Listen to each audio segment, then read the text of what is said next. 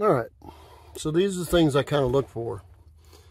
You might not notice, this pier is done right, except to the very top. See where the shackle, they set the pier up where the shackle would be, and it broke the half pad. Can't even tell it on this side. Can't tell it so much on this side, but you sure can tell it right here on the end. That means that only the little part